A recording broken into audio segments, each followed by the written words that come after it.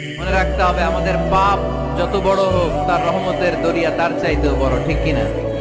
আমাদের গুনাহ আর অন্যায় যদি হয় খালের পানির সমান, বিলের পানির সমান, আল্লাহর দয়া সাগরের পানির সমান।